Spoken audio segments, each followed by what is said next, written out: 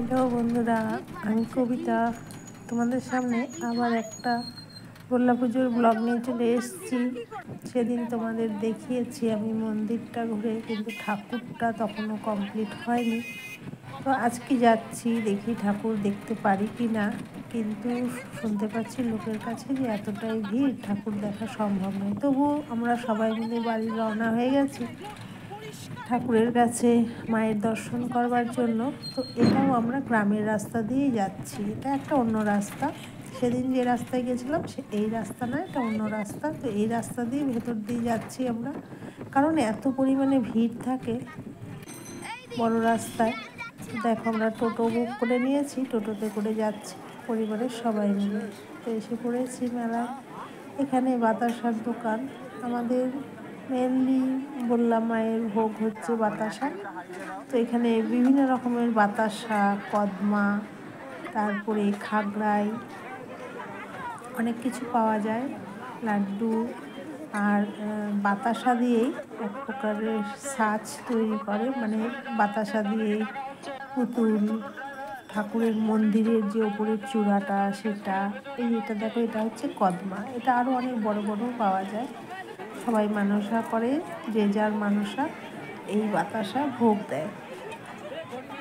এখানে যত দূর চোখ যাবে বেশিরভাগই এই ভোগেরই দোকান, এটাই আমাদের মায়ের ভোগ।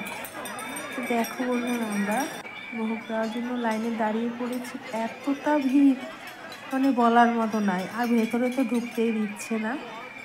দেখো সবাই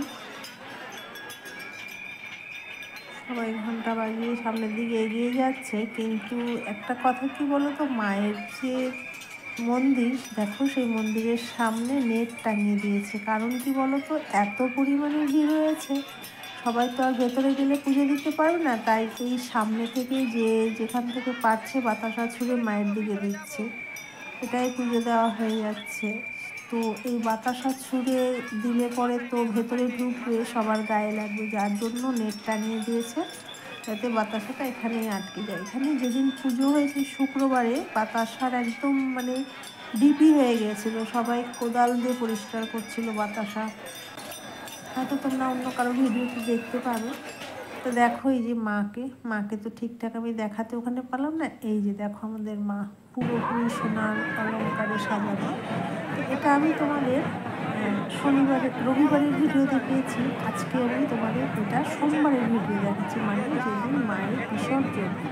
তো বিসর্জনের দিন আমি আবার গেছি মাকে একটু দেখার জন্য।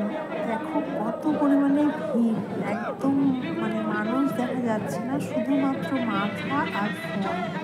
এত পরিমাণে ভিড় বন্ধুরা, মানে দাঁড়িয়ে থাকা যাচ্ছে না। দেখো শুধুমাত্র মাথা দেখা যাচ্ছে, এতটা পরিমাণে ভিড়। মানে এখানে যে এত মানুষ কোথা থেকে আসে বোঝা যায় না। তো অনেকক্ষণই আমরা দাঁড়িয়েছিলাম এই ভিড়ের মধ্যে। বাধ্য হয়ে আমি বেরিয়ে যেতে নিয়েছিলাম যে না, আর থাকতে পারছি না। তারপরে দেখি মায়ের দর্শন হলো, মা বেরিয়ে আসলো সামনে। মাকে নিয়ে যাওয়া হচ্ছে ঘাটের দিকে। সেদিনকার ভিডিওতে আমি দেখিয়েছি তোমাদের ঘাটটা। তো এই ঘাটের দিকেই মাকে নিয়ে যাওয়া হচ্ছে। তো বেরিয়ে এসেছি যখন, তখন দাঁড়িয়ে পড়লাম, একটু মোবাইলে ক্যাপচার করে নিলাম। অনেকটা দূরে আছে বন্ধু মা, ক্যামেরায় একটু করে আমি তুলে নিলাম, কারণ এত ভিড় মোবাইল বের করাই যাচ্ছে না, এতটাই এমন পরিস্থিতি। তো যাই হোক, তার মাঝে একটু আমি ক্যামেরাটা মোবাইল বের করে নিয়ে তুলে নিলাম তোমাদের জন্য। তোমরাও একটু মায়ের দর্শন করো। দেখো এখানে শুধুমাত্র মোবাইল দেখা যাচ্ছে, সবাই ছবি ক্যাপচার করছে। এই দেখো মাঝে মাকে দেখা যাচ্ছে, এই দেখো আমাদের মা, বললাম মা কিন্তু একদম পুরো অলংকার, সোনা, হিরে, মণিমুক্ত দিয়ে এখনও সজ্জিত আছে। যখন মা জলে নামবে তার আগে সব গহনা খুলে রাখা হয়। এই যে দেখো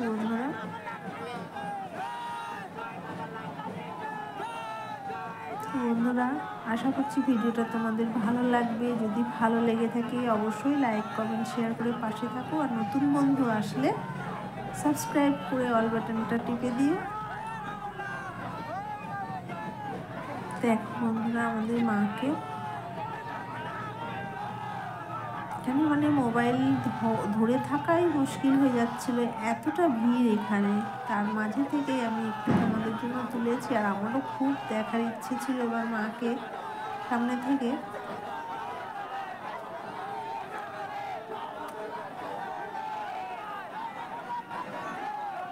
দেখো পুরোপুরি দেখা যাচ্ছে।